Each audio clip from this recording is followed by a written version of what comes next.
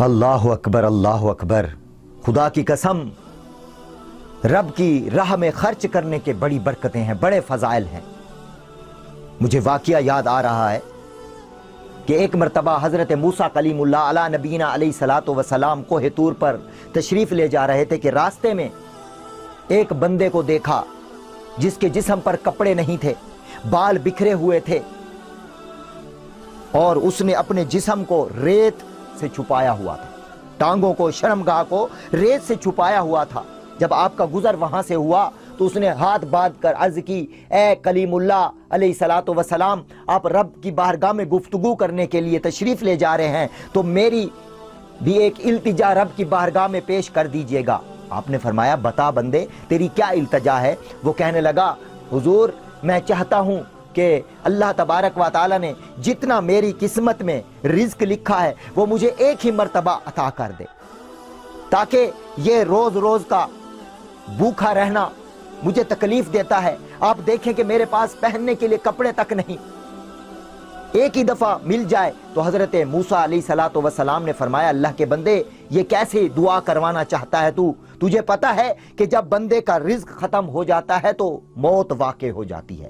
جب تک بندے کا رزق لکھا ہوا ہے تو اس کی موت نہیں آتی، جو ہی رزق ختم ہوگا، جو اس کے مقدر میں لکھا ہوا ہے، رزق نے ختم ہونا ہے اور موت واقع ہو جانی ہے، کیوں اپنی موت کو تو دعوت دیتا ہے؟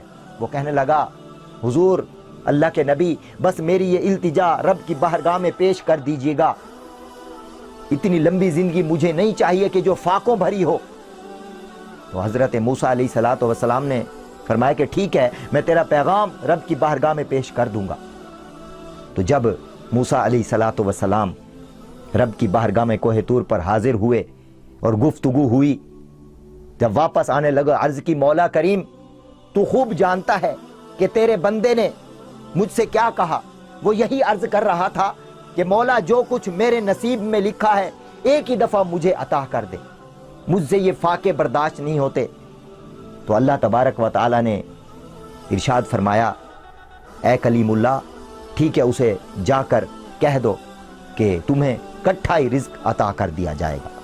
موسیٰ علیہ الصلوۃ والسلام جب واپس اسی شخص کے قریب سے گزرے تو اس نے عرض کی، حضور میرا پیغام پیش کیا؟ آپ نے فرمایا بالکل، اللہ نے فرمایا کہ تجھے تیرا رزق ایک ہی دفعہ دے دیا جائے گا۔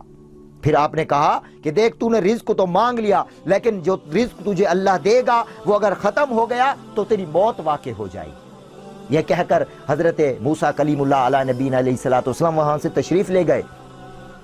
کافی عرصے کے بعد جب دوبارہ وہاں سے گزر ہوا آپ کا، تو آپ نے کیا دیکھا کہ وہاں پر ایک عالی شان مکان بنا ہوا ہے، اور جناب جانور، بکریاں کے ریوڑ بندھے ہوئے ہیں، گھوڑے بندھے ہوئے ہیں۔ آپ نے دیکھا کہ پہلے تو یہاں پر کوئی ایسا مکان نہ تھا۔ آپ قریب گئے کہ دیکھو کون ہے مالک۔ جب آپ نے اس مالک کو بلایا تو وہ وہی فقیر تھا جس نے سوال کیا تھا کہ یا اللہ مجھے سارا رزق ایک ہی دفعہ عطا کر دے۔ آپ بڑے حیران ہوئے کہ یار تیرا جو رزق تھا وہ تو بہت تھوڑا تھا، جب تو نے وہ ختم کیا تو تجھے مر جانا چاہیے تھا، لیکن یہ کیا ہو گیا کہ تیرے ہاں تو رحل پہل ہے؟ تو وہ کہنے لگا، اللہ کے نبی علیہ الصلوۃ والسلام یہ میرے اور میرے رب کا راز ہے۔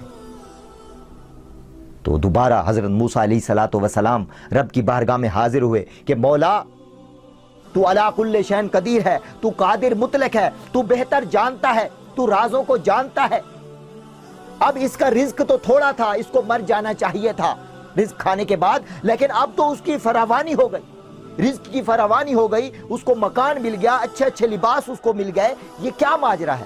تو اللہ تبارک و تعالی نے ارشاد فرمایا، اے میرے کلیم اللہ، اس شخص کو میں نے جب اس کا جو مقدر میں لکھا ہوا رزق تھا اس کو جب میں نے دے دیا تو اس نے میرے ساتھ سودا کیا، اس نے میرے ساتھ تجارت کی۔